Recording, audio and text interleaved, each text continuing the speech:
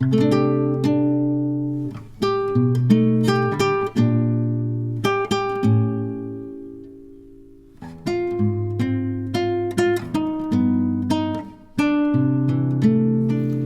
mapagpalang araw po sa inyong lahat. Ngayon po ay March 3, 2026, Martes, ng ikalawang linggo ng 40 araw na paghahanda. Ang ating pong unang pagbasa at pagninilay sa araw na ito ay nango mula sa aklat ni Propeta Isaías, chapter 1, verses 10 and verses 16 to 20. Mga pinuno ng Sodoma, pakinggan ninyo ang sinasabi ng Panginoon. Mga namamayan sa Gomora, pakinggan ninyo ang aral ng ating Diyos. Magpakabuti na kayo, magbalik loob sa akin. Talikdan na ninyo ang masasamang gawain. Tumigil na kayo ng paggawa ng masama. Pag-aralan ninyong gumawa ng mabuti. Pairalin ang katarungan. Itigil ang pang-aapi. Tulungan ang mga dukha. Ipagtanggol ang mga balo. Halik kayo at magliwanagan tayo. Gaano man karami ang inyong kasalanan, handa akong ipatawad ang lahat ng iyan. Kahit na kayo'y maruming-marumi sa kasalanan, kayo'y magiging busilak sa kaputian. Kung kayo'y susunod at tatalima, pasasaganain ko ang ani ng inyong lupain. Ngunit kung magpapatuloy kayo sa inyong pagsuway, ay tiyak na kayo'y mamamatay. Ito ang sabi ng Panginoon. Ang salita ng Diyos.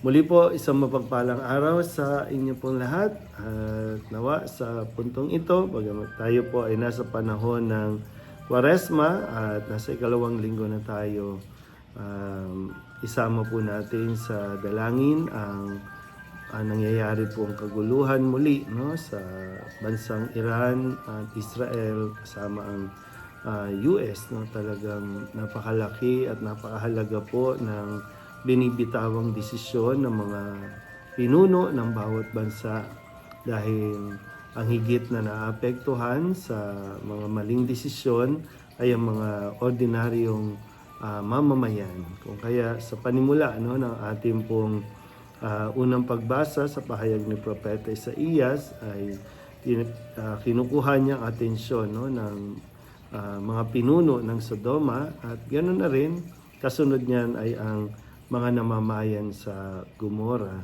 na ang paanyaya sa kanila ng Panginoon ay magbalik loob sa Diyos, talikdan ang kanilang mga kasalanan, iwasto ang mga maling mga ginagawa. At yung sinabi nga dito, no, na pinasasabi ng Panginoon na gaano man karami ang inyong kasalanan ay handang ipatawad ng Diyos. At ganun din nawa, no, sa atin sa patuloy natin pong pagninilay at pagdarasal sa panahong ito ng Kwaresma. Napakagandang mapakinggan natin at tanggapin natin ang pahayag na ito na paanyaya din sa ating lahat. Lalo na sa mga tao na ang tingin sa sarili ay o iniisip nila na hindi na sila kayang patawarin ng Diyos. Pero sa pagbasang ito, no, napakagandang mensahe na pinaparating din sa atin na gaano man kalaki ang ating nagawang kasalanan sa Diyos, maging sa ating kapwa ay handang-handa at kayang-kayang patawarin ito ng Panginoon kung tayo lang po ay magsisisi at syempre, no, magbabalik loob sa Kanya na siya naman pong talagang sentro ng panawagan sa panahong ito ng Kwaresma, ang magbalik loob sa Diyos, pagsisihan ng ating mga kasalanan. Kaya muli, no,